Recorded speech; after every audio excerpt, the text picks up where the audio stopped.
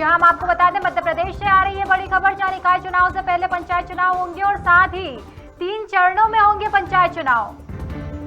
25 जून को पहले चरण में 5 जिलों में होंगे चुनाव, तो वहीं 1 जुलाई को 8 जिलों में दूसरे चरण में होगा चुनाव और 28 जुलाई को बाकी 39 जिलों में होंगे चुनाव संपन्न। मध्य प्रदेश से आ रही है बड़ी खबर, जहां पंचायत चुनाव पहले होंगे निकाय चुनाव से।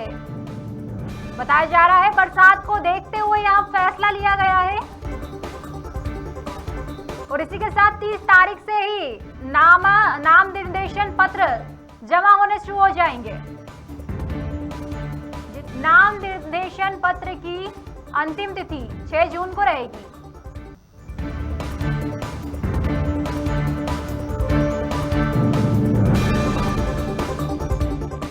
और इसी चर्चा पर हमारे साथ जुड़ चुके हैं ब्रजेश यादव जी। ब्रजेश जी, क्या आप हमें सुन पा रहे हैं?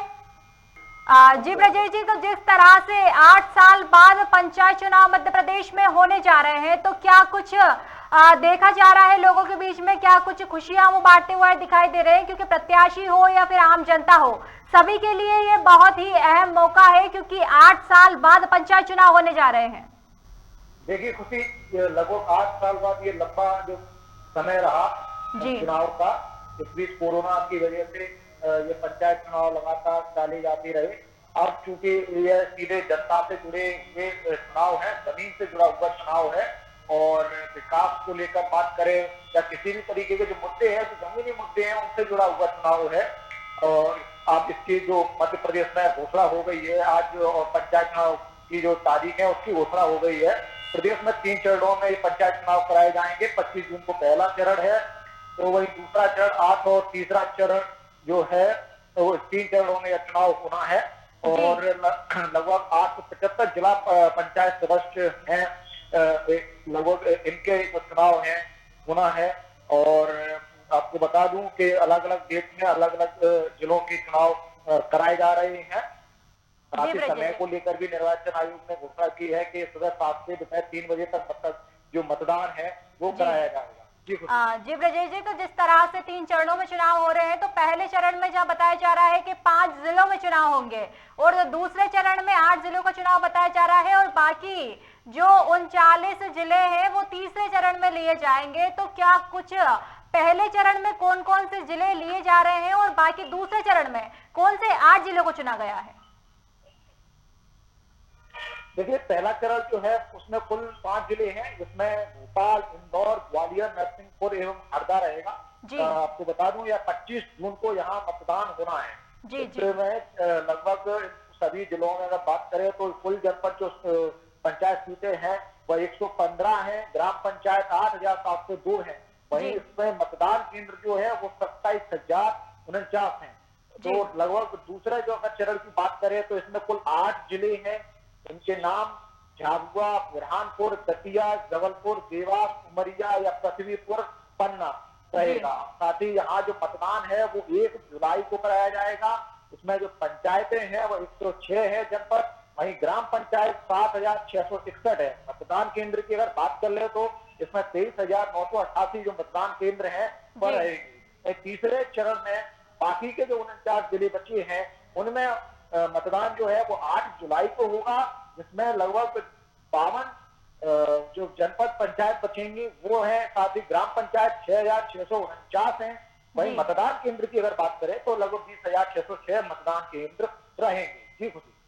जी ब्रजेश जी, तो जैसा कि देखा जा रहा है कि पंचायत चुनाव के आते सही लगभग प्रत्याशियों में तो खुशियां दिखाई देगी, लेकिन बात ये की जाए कि क्या ये पंचायत चुनाव जमीनी स्तर तक के विकास तक ही सीमित रहेंगे या फिर राजनीतिक पार्टियों का भी इसमें हवाला रहेगा?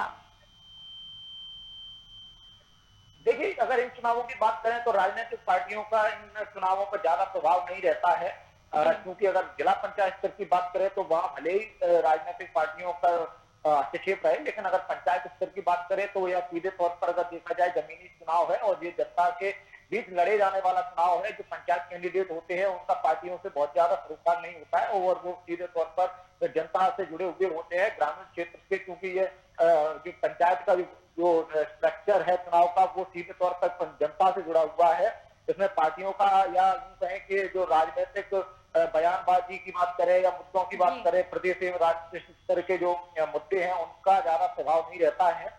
और साथ ही आपको एक अपडेट और देना चाहूंगा इस पर कि ये जो पूरे चुनाव हैं, यह समस्त जो जिला, जनपद और पंचायत के चुनाव होने या मतपत्र से होंगे। आपको बताऊंगा कि अभी तक जो चुनाव होते हैं वो सभी जो ईवीएम के द्वारा कराए जाते हैं, लेकिन अब ये जो चुनाव है जिला, जनपद और पंचायत के जो, ये सभी मतपत्रों के द्वारा कराए जा रहे हैं। अब देखना यह है कि मतपत्रों को दोबारा से जो सरकार चुनाव कराने की कोशिश कर रही है उस पर कितना प्रभावी तरीके से चुनाव होता है, क्योंकि मतपत्रों को लेकर पहले से ही तमाम जो चुनाव हुए हैं उसमें यह आरोप लगते हैं कि वह डंप जो पोलिंग बूथ है उसको एक ही कैंडिडेट को डंप कर दिया जाता है, या यूं कहे बाहुबली जो होते हैं वह एक से ही उस व्यक्ति खड़े होकर इन मतपत्रों पर सील लगाकर पेटी में डाल देता है। ऐसी स्थितियां रहती हैं। तो इन सबको रोकने के लिए सरकार और प्रशासन को काफी चुनौती का सामना करना पड़ेगा। अब देखना यह है कि अगर मतपत्र से जो चुनाव हो रहे हैं ये कितने सही तरीके से और सुचारू रूप से संपूर्ण हो पाएंगे, या इनको लेकर जो पहले से इसी आशंकाएं जो विपक्ष से लेकर सभी पार्टियां जता रही हैं वह क्या सही साबित होंगी। जी ब्रजेश जी, तो जिस तरह से देखा जाए तो हर चुनाव में ईवीएम पर हमेशा सवाल उठता आया है, कभी कांग्रेस का, कभी बीजेपी का।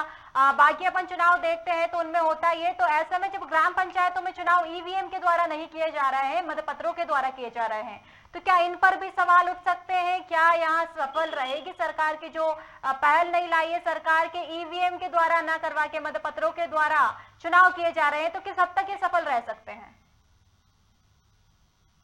देखिए, अगर ईवीएम की बात करें तो इसको लेकर विपक्ष की सभी पार्टियां लगातार सवाल उठाती रही हैं।